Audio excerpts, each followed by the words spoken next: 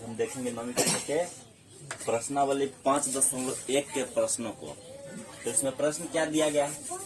प्रश्न नंबर 1 है, इसमें लिखा गया है निम्न में कौन से कथन सत्य है और कौन से कथन असत्य है, अपने उत्तरों के लिए कारण भी लिखें। तो यहाँ इसका जो पहला प्रश्न है इसे देखेंगे तो लिखा गया है कि एक बिंदु से केवल एक ही रेखा खींची जा सकती है जो गलत है, यह असत्य है। गलत है और कैसे गलत है तो इसको देखें कि एक बिंदु की बात करें तो यहाँ पर एक बिंदु है और इस बिंदु से एक रेखा खींच दिया गया। क्या और भी रेखा इससे नहीं खींच सकते हैं? खींच सकते हैं। देखो अनेकों रेखा यहाँ से खींचा जा सकता है, यानी कि यह कथन जो कहता है उसको यह गलत साबित कर रहा है, आकृति से गलत साबित हो रहा है। चलो इससे आगे बढ़े तो ये दूसरा क्वेश्चन है। क्या कहता है? दो भिन्न बिंदुओं से होकर जाने वाली असंख्य रेखाएं होती है। अब बताओ कि ये बिंदु है और ये एक दूसरा बिंदु है, इससे होकर के हम रेखा खींच दिए। तो यहाँ पर ए भी है और बी भी है। अब कोई दूसरा रेखा खींचो, अगर वो ए पर आता है तो बी पर नहीं जाएगा और बी पर आता है तो ए पर नहीं जाएगा। खींच के देख लो क्या होगा, ऐसे ही ना होगा। ए पर आता है तो बी पर नहीं जाएगा, बी पर आएगा तो ए पर नहीं जाएगा, यानी कि दोनों में से कोई एक ही बिंदु से जाएगा कोई दूसरा रेखा। यह क्या है? असत्य दिखाई पड़ रहा है, यानी दो भिन्न बिंदुओं से केवल एक ही रेखा खींची जा सकती है, तो यह भी असत्य है। इसके बाद तीसरा क्वेश्चन जो है, एक शांत रेखा को दोनों ओर अनिश्चित रूप से बढ़ाई जा सकती है। देखो दोनों ओर बढ़ाने की बात है तो यहाँ तीर जो लगा हुआ होता है रेखा में, यही दर्शा रहा है कि इसे दोनों ओर अनंत तक बढ़ाया जा सकता है।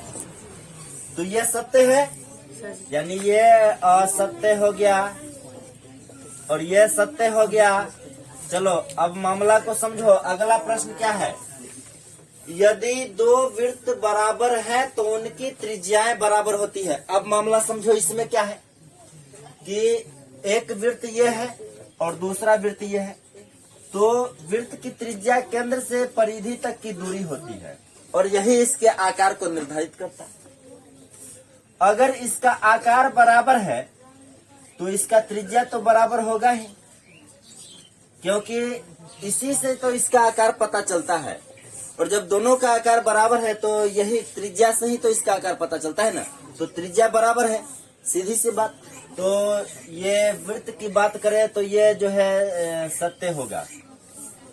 चलो अगला प्रश्न है कि आकृति इतना में यदि इतना बराबर इतना, इतना बराबर इतना, तो इतना बराबर क्या होगा? तो देखो ए बी के बराबर पी क्यू के बराबर एक्स वाई, यानी कि पी क्यू के बराबर ही दोनों है, ए बी और एक्स वाई ना। ए बी और एक्स वाई दोनों पी क्यू के बराबर है, तो दोनों जब पी क्यू के बराबर है तो एक ही वस्तु के बराबर होते हैं ना। तो एक ही वस्तु के बराबर होते हैं, मतलब कि ये भी आपस में बराबर होगा, इसलिए ये क्या होगा? सत्य होगा। मामला खत्म, बंद करो रे। तो अब देखेंगे हम दूसरे प्रश्न को। तो दूसरा प्रश्न क्या है कि निम्न पदों में से प्रत्येक की परिभाषा दीजिए। क्या इनके लिए कुछ ऐसे पद हैं जिन्हें परिभाषित करने की आवश्यकता है? वे क्या हैं और आप इन्हें कैसे परिभाषित कर पाएंगे? तो चलिए, आप इन्हें कैसे परिभाषित कर पाएंगे? सबसे पहले तो इन चीजों को जो है हमें जानना है कि समांतर रेखा। तो समांतर रेखा क्या है?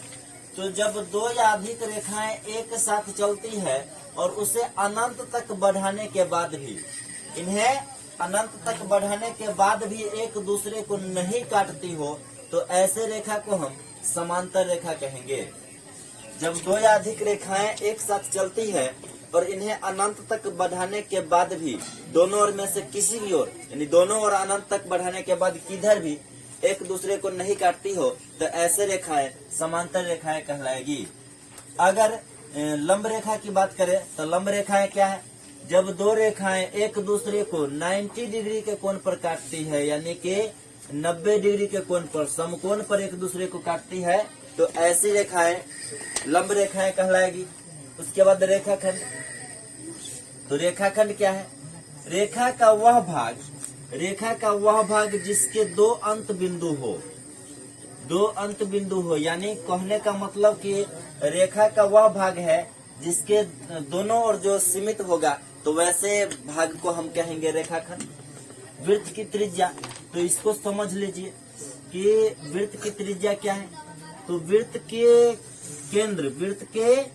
केंद्र और इसके परिधि को मिलाने वाली जो एक रेखाखंड होगी, तो इसको हम कहेंगे वृत्त की त्रिज्या। यानी वृत्त के केंद्र से वृत्त के परिधि के बीच दूरी को वृत्त का त्रिज्या कहेंगे।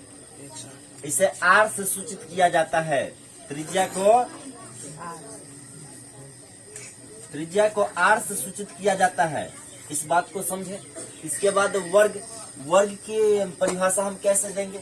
तो वर्ग वह चतुर्भुज जिसके सभी भुजा बराबर हो और सभी कोण समकोण हो। सभी भुजा बराबर हो और सभी कोण समकोण हो, तो वो कहलाएगा वर्ग। यानी आप जो फिगर में देख रहे हैं, ऐसा ही आकृति वर्ग का होगा। तो ये वर्ग हो गया जो आप देख रहे हैं सामने से। तो तीसरा प्रश्न जो इसमें है, नीचे दी हुई दो अभिधारणाओं पर विचार कीजिए। तो ये अभिधारणा पर विचार क्या करना है? अभिधारणा है क्या? तो दो भिन्न बिंदुओं क्या क्या है? ए तथा बी है। अब इसके बाद क्या कह रहा है? दिए रहने पर तीसरा बिंदु सी ऐसा विद्यमान है जो ए और बी के बीच स्थित होता है। अब देखो, यहाँ पर बिंदु सी ले सकते हैं। जरूरत है कि अगर बीच में लेंगे, बाहर तो ले सकते थे कि नहीं? इससे बाहर भी ले सकते थे ना। अगर इससे बाहर लेते तो ए बी के बीच में नहीं होता। ये ए बी के बीच में है, तो हो भी सकता है, नहीं भी हो सकता है। कोई दिक्कत? चलो, तो ये इसका मतलब कि हाँ, इसको ऐसे जवाब दे सकते हैं कि हो भी सकता है, नहीं भी हो सकता है। और स्पष्टीकरण तो यही से हो रहा है। इसके बाद दूसरा अभिधारणा जो इसमें है, यहाँ कम से कम 3 बिंदु ऐसे विद्यमान है कि वे एक रेखा पर स्थित नहीं है। बात को समझो कि तीनों एक रेखा पर स्थित नहीं है। मान लिया जाए कि ये बिंदु ए है, दूसरा बिंदु बी है और तीसरा बिंदु सी है। तो ए, बी और सी तीनों बिंदु अलग अलग है। अब ये तीनों बिंदु जो है एक ही रेखा पर है स्थित नहीं है। इसको मिलाएंगे तो इससे नहीं मिलेगा, इसको मिलाएंगे तो इससे नहीं। सीधा रेखा तीनों से होकर नहीं खींचा जा सकता। तो तीनों से होकर सीधा रेखा नहीं खींचा जा सकता है। अब जब तीनों से होकर सीधा रेखा नहीं खींचा जा सकता है, तो यह ऐसा तो नहीं होगा। तो ये तीनों बिंदु ऐसा हो सकता है, लेकिन ये अभिधारणा जो है ये सही नहीं है कि एक रेखा पर हो। तो तीनों एक रेखा पर नहीं हो, यह बात तो सही है।